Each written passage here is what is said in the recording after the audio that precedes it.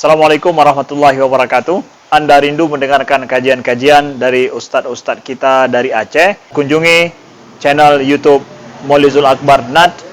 Subscribe, like, share, komen.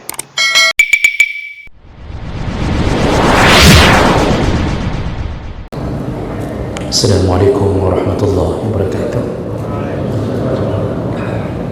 Alhamdulillahirabbil alamin. وبنعمته تتم الصالحات أشهد أن لا إله إلا الله وحده لا شريك له وأشهد أن محمدا عبده ورسوله الكريم اللهم صل وسلم على نبينا المصطفى محمد وعلى آله وأصحابه أجمعين أما بعد رب اشرح لي صدري ويسر لي أمري wahlul 'uqdatam min lisani yafqahu qawli. Segala puji bagi Allah, kemudian salawat dan salam kepada Rasulullah, pada keluarga dan seluruh sahabat-sahabatnya. Bapak Ibu jemaah salat maghrib dan isya yang Allah muliakan insyaallah di dunia, dan semoga Allah sambung kemuliaan di akhirat. Kita masih membahas tentang fadilah beriman kepada malaikat Allah. Di pertemuan yang lalu kita membahas tentang salah satu fadilah beriman pada malaikat, yaitu kita diajak untuk mengambil keteladanan ibadahnya para malaikat yang diberi berbagai keistimewaan oleh Allah, namun masih tetap merendahkan diri di hadapan Allah dengan selalu taat dan selalu beribadah. Jadi dengan berbagai kelebihan yang mereka miliki, mereka benar-benar taat kepada Allah dalam ibadahnya, dan semoga kita bisa meniru, terutama bagi kita yang banyak diberi kelebihan oleh Allah Subhanahu wa taala. Baik, kita sambung berikutnya, yaitu fadilah beriman pada malaikat memunculkan atau senantiasa atau hendaknya kita mensyukuri rahmat Allah di atas kemuliaan yang Allah beri pada kita, karena malaikat diminta oleh Allah untuk banyak-banyak memohon ampun pada manusia. Jadi salah satu daripada kemuliaan yang kita terima dari Allah, malaikat Allah minta untuk memohon ampun di atas makhluk yang ada di muka bumi, yaitu manusia. Kita ini sebagai manusia sering memohon ampun, tapi kita manusia memohon ampun untuk diri kita sendiri, dan bisa lebih hebat di saat kita memohon ampun kepada saudara kita. Bahkan orang yang mendoakan saudaranya dalam keadaan saudaranya tidak tahu sedang didoakan atau sedang dimohon ampun oleh orang lain, maka malaikat pun memohon ampun untuk orang yang berdoa itu. Jadi kita ini sesama manusia atau kita sendiri memohon ampun hanya untuk kita. Itu istighfar kita. Tapi istighfarnya malaikat, mereka memohon ampun bukan untuk diri mereka, tapi memohon ampun kepada Allah untuk manusia. Jadi bayangkan perbandingannya, kita mohon ampun untuk diri kita sendiri, malaikat mohon ampun bukan untuk diri sendiri, tapi meminta ampun untuk kita. Siapa yang suruh mereka? Allah Subhanahu wa ta'ala. Jadi dari situ seharusnya kita bisa sedikit terwujud dalam pikiran, dalam hati tentang kasih sayang Allah, rahmat Allah, rahim Allah pada kita, sampai malaikat yang dicipta pun disuruh-suruh mohon ampun untuk kita. Allah Subhanahu wa taala menyatakan perkara ini dalam beberapa ayat. Di antaranya surat Asy-Syura ayat 5, Allah mengatakan wal malaikatu yusabbihuna bihamdi rabbihim wa yastaghfiruna liman fil ardi. Para malaikat, kata Allah, mereka selalu bertasbih kepada Tuhan mereka, memuji-muji Tuhan, iaitu Allah Subhanahu wa taala. Lalu yastaghfirun, dan mereka juga memohon ampun kepada yang ada di muka bumi, iaitu manusia. Allah memakai fi'il mudhari' atau present tense, yastaghfirun. Jadi mereka itu senantiasa terus-terusan beristighfar untuk kita. Dalam ayat yang lain Allah mengatakan dalam surah Al-Ahzab ayat 43, huwallazi yusalli alaikum wa malaikatuhu liyukhrijakum minadh dhulumati ilan nur wa kana bil mu'minina rahima. Jadi kata Allah Subhanahu wa taala, dialah Allah, huwallazi, dialah Allah yang selalu memberi rahmat kepadamu, wa malaikatuhu, juga malaikat pun ikut memberi rahmat. Artinya dengan izin Allah. Nah, maksud di sini wa malaikatuhu, malaikat pun memohonkan ampunan untukmu. Liyukhrijakum minadh dhulumati ilan nur, agar engkau bisa keluar atau dikeluarkan dari kegelapan menuju ke alam yang bercahaya. Jadi maksudnya kegelapan hati, kegelapan maksud, di situ kesesatan. Jadi malaikat bermohon-mohon agar manusia ini bisa keluar dari kesesatan menuju kepada hidayah atau cahaya Allah Subhanahu wa taala. Lalu Allah tegaskan di ujung ayat, wa kana bil mu'minina rahima.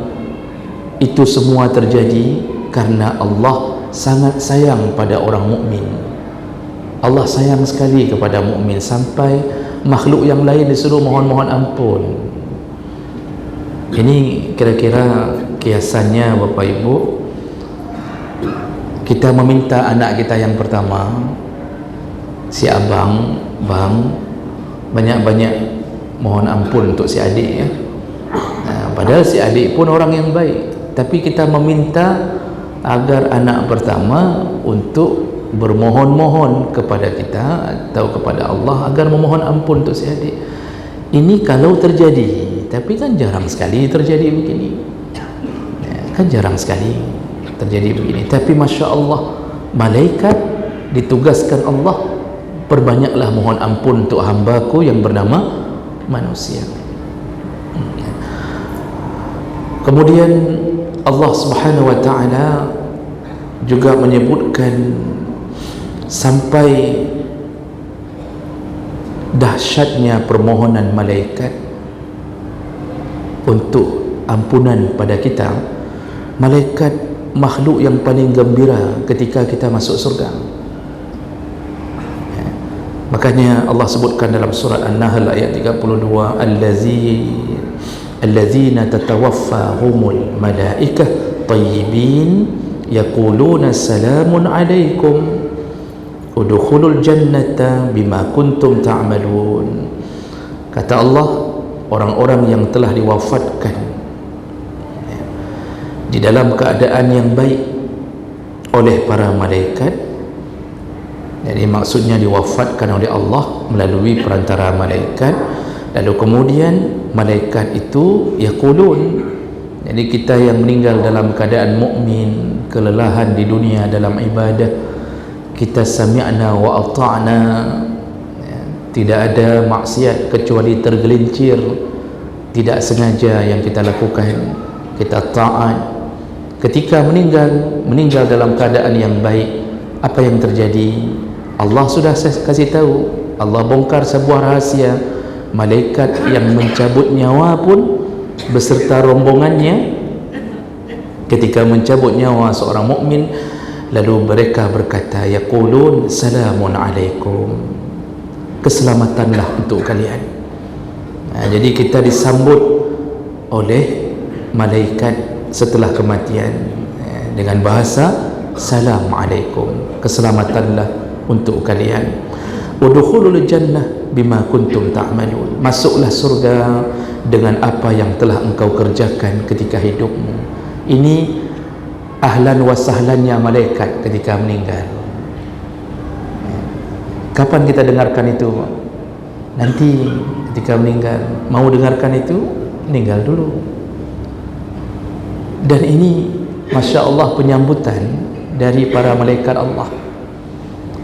Senang mereka ketika orang baik meninggal dunia, senang mereka karena mereka tahu sudah habis kelelahanmu, sudah cukup engkau mencari nafkah untuk anak istrimu, sudah cukup engkau beribadah di malam hari, sudah cukup engkau lakukan salat duha, sudah cukup engkau berpuasa Senin Kamis, Ayyamul Bid, puasa Ashura, Tasu'a. Jadi sudah cukup.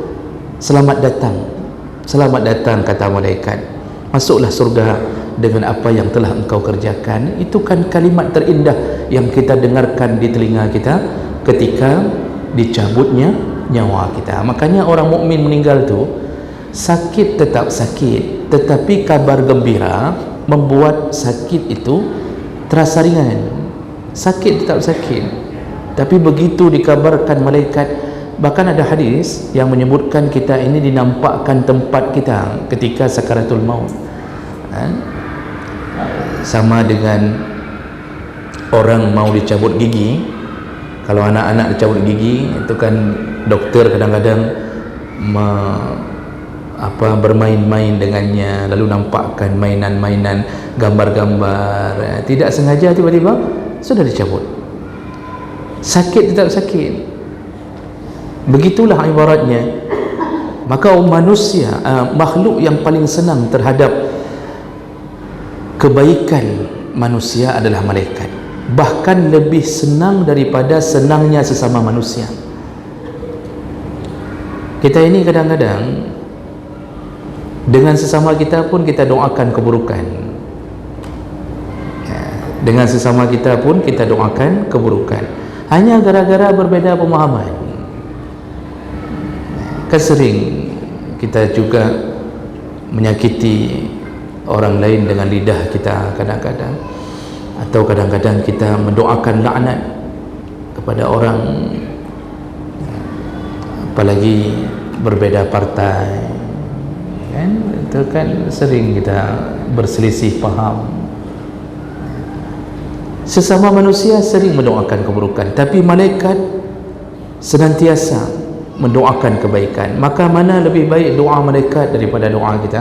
Doa malaikat lebih utama daripada doa kita. Mereka lah yang selalu memohon ampunan untuk kita. Dan ini Bapak Ibu yang Allah muliakan, semua itu menjadi bukti bahawa seharusnya kita bersyukur kepada Allah yang Maha Rahim, yang sangat-sangat menyayangi hamba. Jadi semua bayangan kita su'uzan pada Allah itu dibuang jauh-jauh. Maka ada hadis yang menyebutkan di pintu surga atau di Arasy, kalau saya tidak salah hadis itu, coba dicek kembali, entah di Arasy entah di pintu surga, itu tertulis kalimah rahmati sabaqat an ghadabi, atau kama qala, atau seperti yang Nabi katakan, kata Allah, kasih sayangku melebihi kemarahanku. Makanya nanti di akhirat Allah tumpahkan semua kasih sayang, sampai-sampai iblis mengira dia akan diampunkan Allah. Itu hadis Nabi. Saking hebatnya rahmat Allah, sampai-sampai iblis mengira dia akan diampunkan Allah. Disitulah penyesalan dia sehebat-hebatnya. Seandainya dia taubat, dia kembali kepada Allah, dia akan menjadi Adam dan anak-anak Adam. Tapi diam melawan Allah, Tapi di hari kiamat dia akan melihat pemandangan begitu mudahnya Allah memasukkan hambanya ke surga dengan berbagai amal. Dengan berbagai amal. Kita sudah bacakan hadis, waktu kita bacakan hadis tentang dahsyatnya kalimat la ilaha illallah, kan salah satu yang kita sudah dikabarkan oleh Nabi, ada seseorang penuh dengan maksiat, lalu dibentangkan catatan amal maksiatnya sejauh mata memandang, maksiat semuanya. Lalu ketika dia mulai gelisah akan dicampak, dia merasa akan dicampakkan dalam neraka, lalu Allah katakan, ada satu modal yang masih ada pada dirimu, dan itu bisa memasukkanmu ke dalam surga. Dia heran, apa itu? Apa amal yang bisa menyelamatkan dia, sedangkan amal dia sudah sejauh mata memandang yang dia lihat, dalam amal yang dinampakkan maksiat semuanya. Lalu Allah ternyata memberinya bitaqah, kartu yang dia miliki yang tertulis kalimah tauhid, la ilaha illallah, tertulis kalimah tauhid. Ini hadis sahih ya. Lalu Allah menampakkan, inilah modalmu. Dia heran, mana mungkin kalimah ini bisa mengalahkan maksiatnya. Kalau ditimbang, nggak mungkin kalimah kartu ini nggak mungkin bisa mengalahkan timbangan maksiatnya. Lalu Allah suruh malaikat timbanglah. Begitu ditimbang, kalimah itu saja mengalahkan semua maksiat. Akhirnya Allah memasukkan dia ke dalam surga dengan ketauhidan yang dia miliki. Maka jemaah mereka Allah Subhanahu wa taala, orang yang bermasalah itu adalah orang yang tidak berhusnudzan pada Allah. Jadi enggak ada prasangka baik kepada Allah. Jadi selalu merasa Allah itu menzalimi dia, Allah begini, Allah begitu, kenapa dia dimasukkan ke dalam golongan orang yang begini, kenapa dia begini. Akibat itulah dia tidak bisa mendapatkan rahmat Allah. Maka husnudzan kita kepada Allah itu harus disimpan baik-baik. Ketika kita kebetulan Allah lahirkan dari keluarga yang tidak salat, berhusnudzanlah kepada Allah. Ada apa yang Allah rencanakan untuk kita. Ketika kita dimiskinkan Allah, berhusnudzan, dan terus simpan husnudzan itu.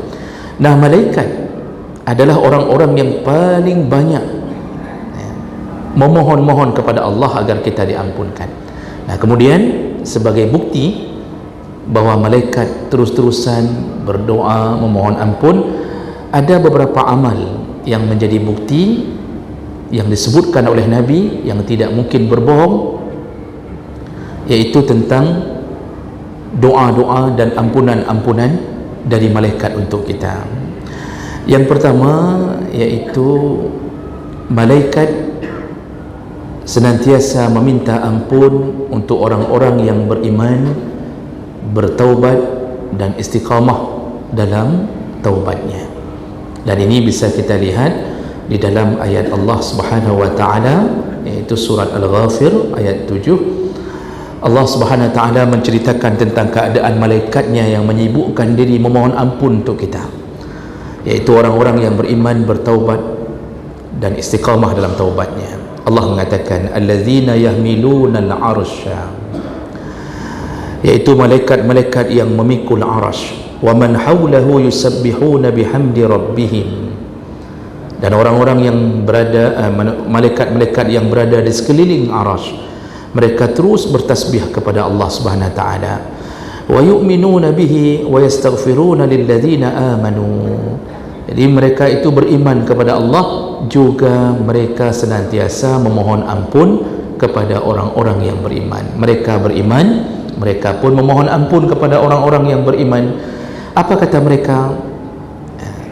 Mereka mengatakan Rabbana wasi'at kulla syai'in rahmatan wa ilma.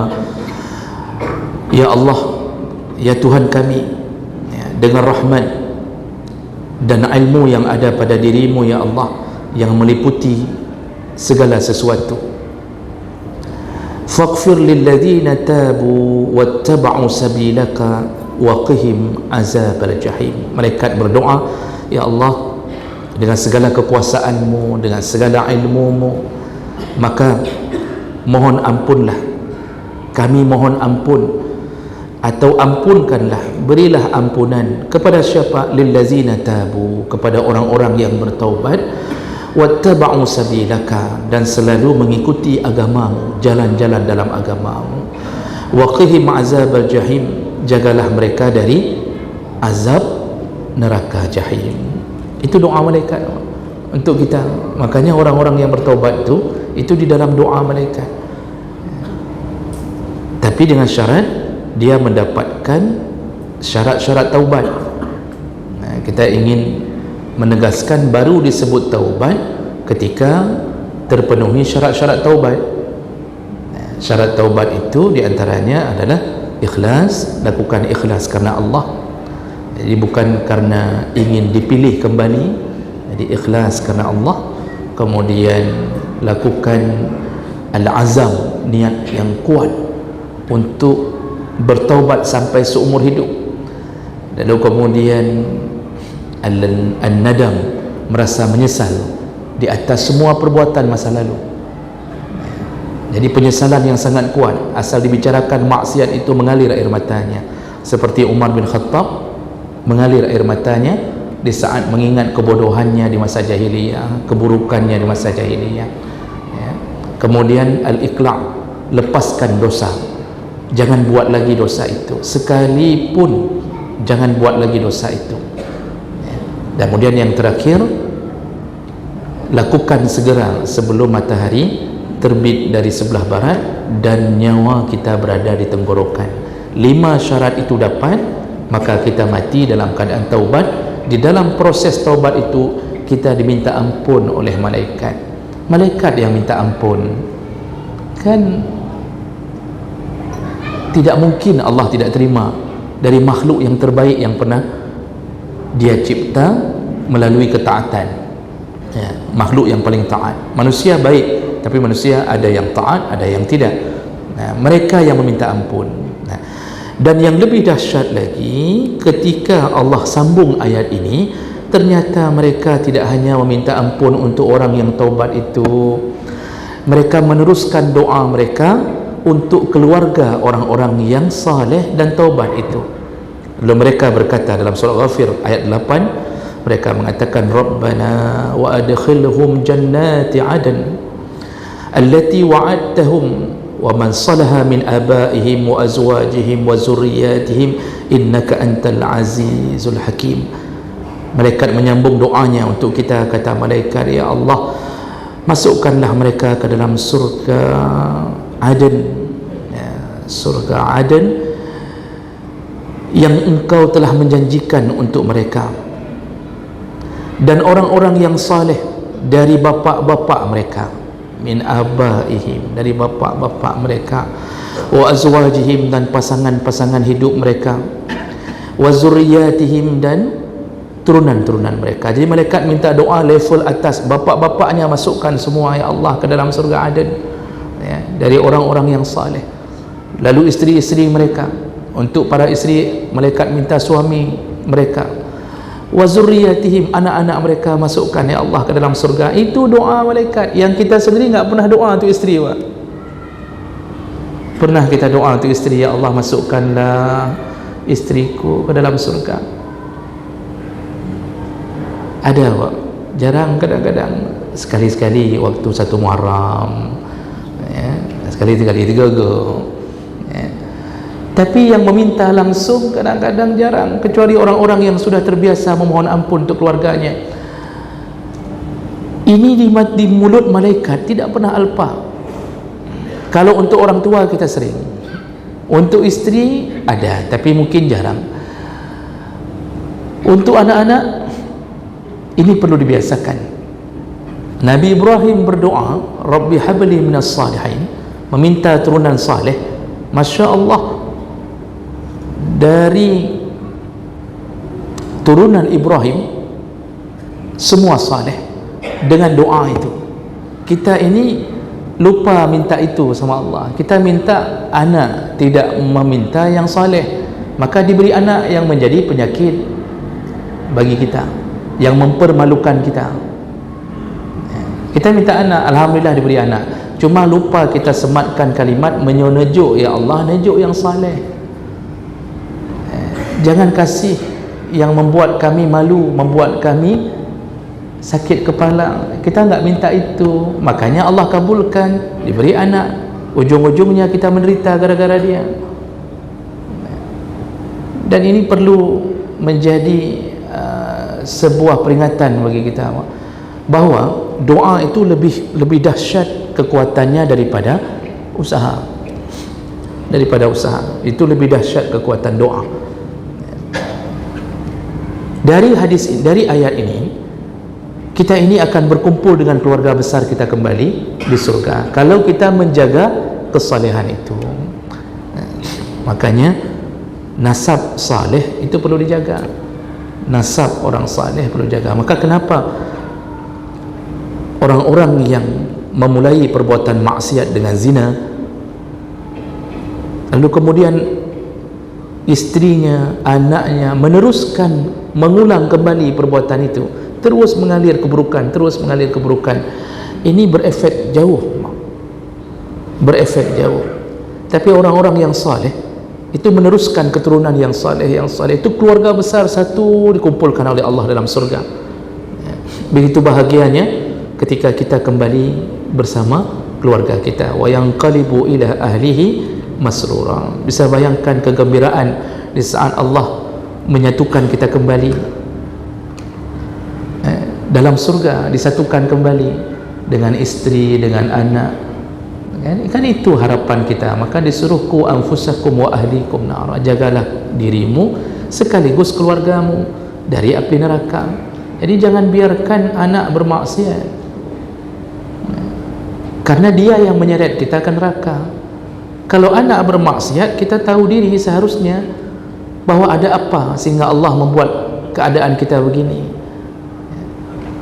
Mohonlah doa kepada Allah agar anak kita yang sudah maksiat taubat, yang belum bermaksiat jangan jatuh dalam maksiat. Sekali kita bela anak ketika bermaksiat, tunggulah kemenangan dia dapatkan dan dia akan mengulangi maksiatnya. Dan tunggu ancaman Allah tentang orang-orang yang membela maksiat. Karena di antara orang yang terlaknat adalah awa mu'athiman, iaitu pembela maksiat.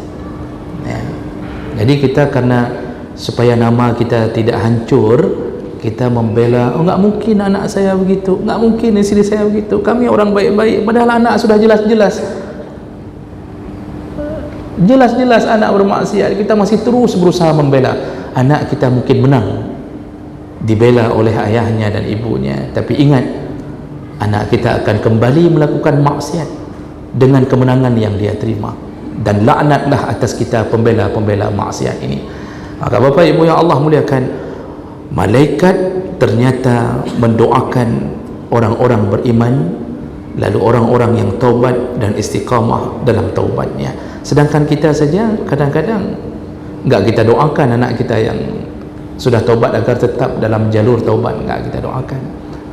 Tapi malaikat tidak berhenti. Maka lebih hebat malaikat memohon ampun daripada kita. Kemudian yang kedua, contoh atau bukti malaikat itu benar-benar memohon ampunan dan berdoa untuk manusia, iaitu malaikat meminta ampun kepada orang-orang yang salat subuh dan asar berjamaah.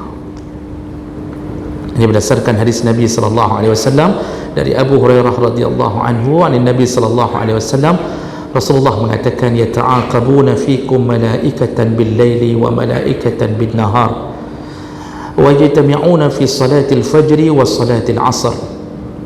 Nabi mengatakan malaikat di malam hari dan malaikat di siang hari silih berganti mengawasi kalian, dan mereka berkumpul di saat salat subuh dan salat asar. Maksudnya ketika shift diganti, mereka kumpulnya waktu ganti shift itu, kumpulnya di waktu salat asar dan salat subuh. Lalu kemudian summa ya'rujul ladzina batu fikum fas'aluhum rabbahum wa huwa a'lamu bihim kaifa taraktum ibadi fayaquluna taraknahum wa hum yusallun wa atainahum wa hum yusallun. Ketika terjadi pergantian shift itu, malaikat yang naik menghadap Allah di waktu subuh dan asar ditanya oleh Allah, ketika engkau meninggalkan hambaku yang naik waktu salat asar pulang mau melapor ke Allah, ketika engkau meninggalkan hambaku yang waktu asar, apa yang sedang mereka lakukan? Hum yusallun, mereka sedang salat ya Allah, menyembahmu ya Allah, kata malaikat. Lalu yang naik waktu subuh, mereka ditanya lagi oleh Allah, ketika engkau tinggalkan waktu subuh apa yang mereka lakukan? Malaikat kembali jawab, hum yusallun, mereka sedang salat subuh menyembahmu ya Allah.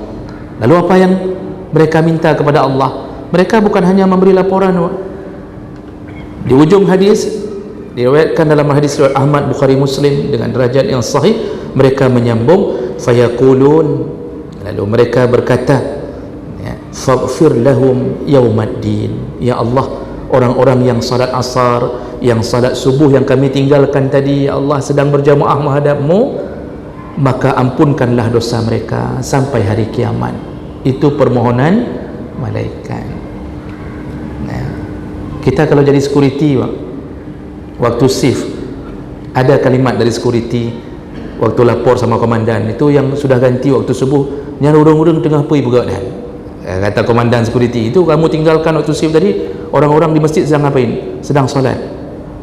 Ada kalimat dari security, nepa ampun ya Allah, nepa ampun orang itu, dia bermohon-mohon. Nggak ada, cuma sekedar laporan. Tapi malaikat menyempatkan kalimat ampunan, ya Allah, ampunkanlah mereka yang sedang salat asar berjamaah, ampunkanlah mereka yang sedang salat subuh berjamaah. Begitu malaikat untuk kita. Cuma karena kita nggak dengar, kita sering meremehkan malaikat, kita sering tidak beradab pada malaikat ya. Yang malaikat nggak suka kita pelihara ya. Contohnya apa?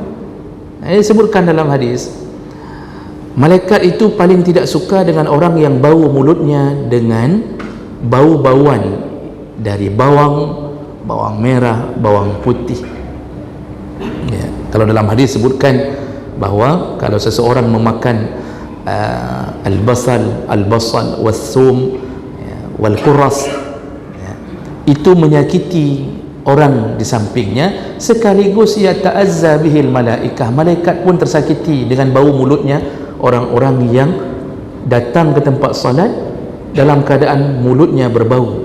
Nah, diberi contoh bawang merah, bawang putih, karena dari dulu itu orang Arab itu suka makan bawang mentah.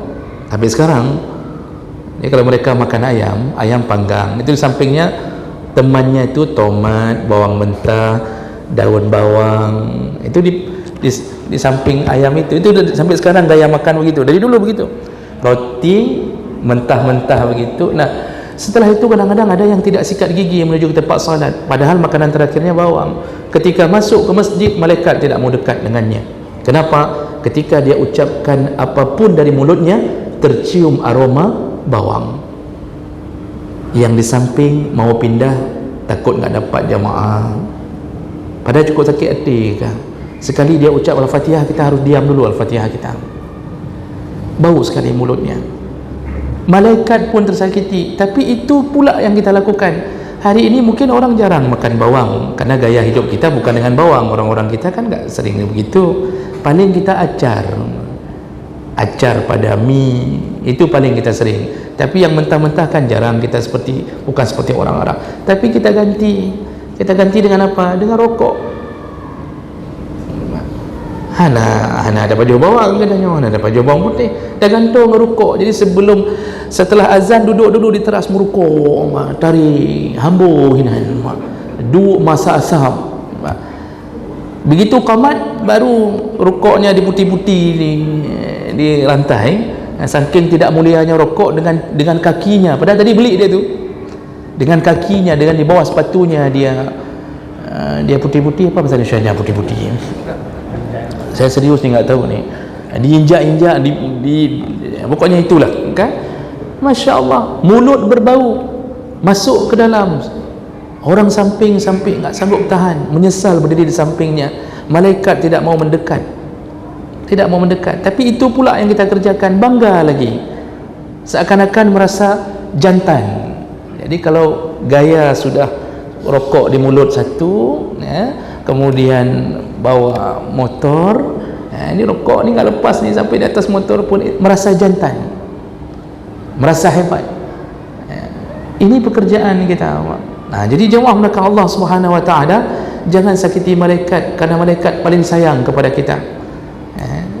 Jadi ini perlu dicamkan. Kita ini berhadapan dengan hal yang gaib, enggak nampak tapi ada, enggak nampak tapi ada. Cuba bayangkan malaikat sempat-sempatnya memohon ampun kepada yang solat subuh dan solat asar. Dalam hadis ini solat subuh dan solat asar, sebenarnya semua solat mereka minta ampun. Kenapa difokuskan solat asar dan solat subuh? Karena dua solat ini solat yang termasuk paling susah didirikan secara berjamaah. Subuh orang susah berjamaah karena tenggelam dalam kedinginan malam, apalagi hujan ni Pak, hujan dari tadi kan, itu banyak besok yang tak subuh ni, rupi dah banget sekali gitu Pak. Sedangkan asar orang tenggelam dalam kelelahan dunianya, kerja capek, malas, pulang dari kantor aja lah, nanti sekaligus jam-jam 5:30 solat di rumah. Enggak mau berjamaah orang karena tanggung. Kalau jamaah jam 4, keluar kantor 4:30, tanggung, dia jam tanggung, apa cuti, kita keluar kantor kita solat aja sendiri. Susah kali mendirikan dua solat ini. Makanya Rasulullah mengatakan apa? Man shalla al-bardain, barang siapa yang salat dua waktu yang dingin, dakhala al-jannah. Orang yang memelihara salat subuh dan salat asar, bardain, dua salat dingin. Dinginnya subuh karena memang waktu dinginnya malam, dinginnya asar karena matahari mulai turun. Yang memelihara dua salat yang dingin, dakhala al-jannah, maka masuklah surga. Maka malaikat memohon-mohon agar orang itu diampunkan Allah Subhanahu wa taala. Bapak Ibu yang Allah muliakan, yang terakhir yaitu sebagai bukti, banyak ni Pak, banyak bukti malaikat memohon-mohon ampun. Yang terakhir saja untuk malam ini, malaikat memohon ampun untuk orang yang duduk di masjid dalam keadaan suci sambil menunggu salat. Ini kita Pak, ni bapak-bapak ni semuanya ni. Ini duduk kenapa? Menunggu salat Isya kan? Sebenarnya intinya kan tanggung pulang ke rumah, kita ikut pengajian aja lah, walaupun pengajian mungkin jadi nomor 2, tapi yang intinya mau salat Isya lagi. Kalau sudah pulang takut enggak balik. Keinginan itu yang menahan dirinya enggak keluar dari masjid karena tanggung 45 menit lagi sudah masuk salat Isya. Akhirnya dia ikut pengajian. Apa kata Nabi sallallahu alaihi wasallam dari hadis Abi Hurairah radhiyallahu anhu, hadis riwayat Muslim, ma qa'ada ahadukum yantadiru as-salah fi salatin ma lam yuhdis tad'u lahu al-malaikah Allahumma ighfir lahu Allahumma arhamhu. Rasulullah mengatakan orang-orang yang duduk menunggu salat di masjid dan dia tidak batal, tidak berhadas, dia tidak berhadas, duduk dari maghrib sampai Isya dalam keadaan tidak berhadas, maka malaikat mendoakannya dengan mengatakan Allahumma ighfir lahu, ya Allah ampunkanlah orang ini, Allahumma arhamhu, ya Allah sayangilah orang ini. Makanya kita ini di dalam doa malaikat, semua kita dapat doa malaikat, semua ya. Ini kita sedang didoakan ni, ini malaikat tahu ni sedang doakan dan kita sedang membicarakan masalah ini, malaikat tahu ya. Ini kelebihan orang yang menunggu dari waktu salat ke waktu salat. Tentu waktu salat yang dimaksud yang bisa ditunggu, jangan tunggu dari subuh sampai zuhur. Isteri capek tunggu di rumah, dia tunggu, enggak ada yang hantar anak ke sekolah, enggak ada yang buka pintu toko, enggak ada ini, enggak ada itu, enggak ada yang beli beras, enggak ada macam-macam. Kita di masjid, pulang-pulang isteri mau pep-pep, kita katakan, oh pray, pray. Qala Rasulullah sallallahu alaihi wasallam. Ada seminggu kayak gitu isteri minta cerai, bang. Anjir keburu kalau Rasulullah. Jadi jangan salah-salah faham. Yang mungkin ditunggu, maksud menunggu dari subuh sampai zuhur jangan. Tapi maksud menunggu dia segera datang sebelum zuhur bagi yang sudah pensiun, kan? Yang diberi izin jam-jam 12 itu sudah nunggu waktu solat itu. Itu kan gaya Nabi dan para sahabat. Tunggulah waktu solat dalam keadaan suci. Jadi jangan tunggu sampai merokok di luar. Wuduk dulu, tunggu di dalam. Ini adalah i'tikaf. Itu selama menunggu itu setengah jam sebelum zuhur ditunggunya. Walaupun buka HP sekali-sekali melihat tentang bagaimana perkembangan Baradae dan Barada Haji. Buka, lihat lagi jam, masih 5 minit lagi, lihat lagi, kan begitu. Itu biasa. Tapi intinya tunggulah sambil i'tikaf, didoakan oleh malaikat, disayangi oleh Allah. Ini Pak, makanya berjuanglah untuk bisa terus mendapatkan doa malaikat. Kita sambung bukti-bukti ini dengan hadis-hadis di pertemuan yang akan datang. Subhanakallahumma bihamdik, asyhadu an la ilaha illa anta, astaghfiruka wa atubu ilaik. Wassalamualaikum warahmatullahi wabarakatuh.